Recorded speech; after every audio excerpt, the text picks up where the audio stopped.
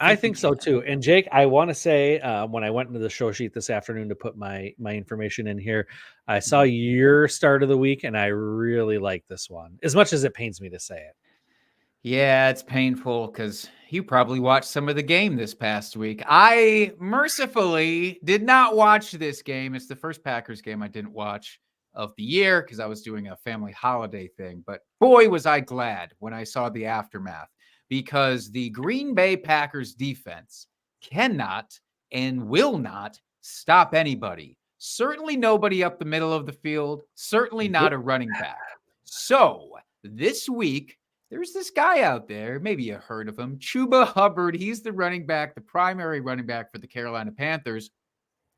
I just feel like every time you get to a guy like Chuba Hubbard and start sit decisions, you go, man, I don't know. I don't really want to start him if I don't have to. And yet, when you look at what Chuba Hubbard has done this season, it's been pretty goddamn impressive, Mhm.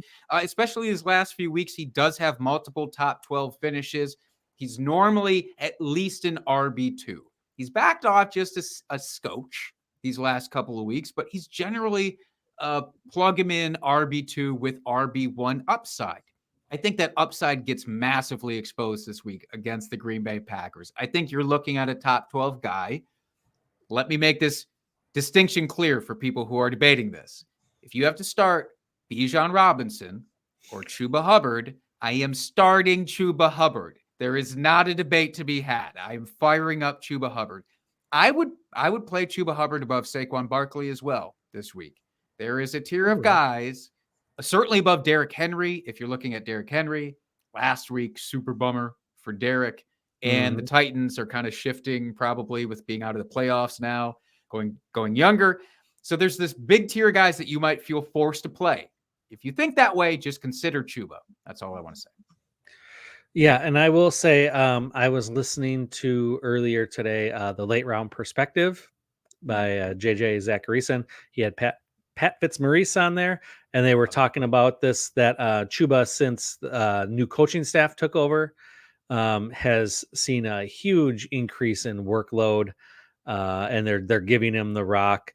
So that I think just plays into this even more against a very vulnerable Green Bay defense that, like you said, can't stop anyone, whether it's a running back, wide receiver, quarterback. It doesn't matter.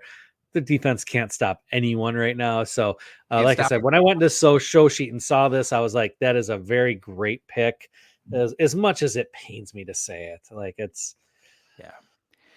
I'll tell you, let me do this because it's the holidays. This is fun. If he does not score at least 15 fantasy points, I'll come back and I'll do a shot when we revisit ooh, this. all right. Yeah. I can't say you're going to be doing a shot next week because of that, but I do like your confidence there.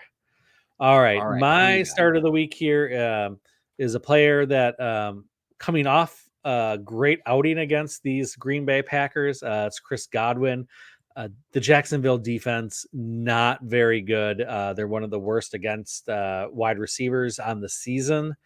So I think the Bucks. I know they brought it up during the broadcast. I don't know how many times it got annoying, to be honest.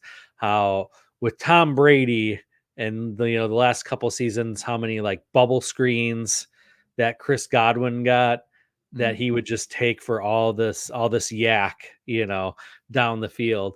And this year, he had only had like four of these bubble screens. But then in the Green Bay game, he must have had about 10 of them, I swear to God, because that's all they kept talking about. And he had, I think, 1,000 receptions in this game. That tracks. Um, for real. So I do think that the Bucks they finally found a way to get Chris Godwin involved. It's really been the Mike Evans show this year. Mhm. Um, and that tracks because that's all Mike Evans does is score double digit touchdowns and 1,000 yards every year. But I think they finally figured out the magic sauce to get Chris Godwin involved, and I think you're going to see that more, especially against a vulnerable secondary here in Jacksonville. See, I think the secret sauce is just playing against Green Bay Packers. I think that's what they figured out. Man, we just got to play the Green Bay Packers, and then Well, he's good. that could He's be good. too.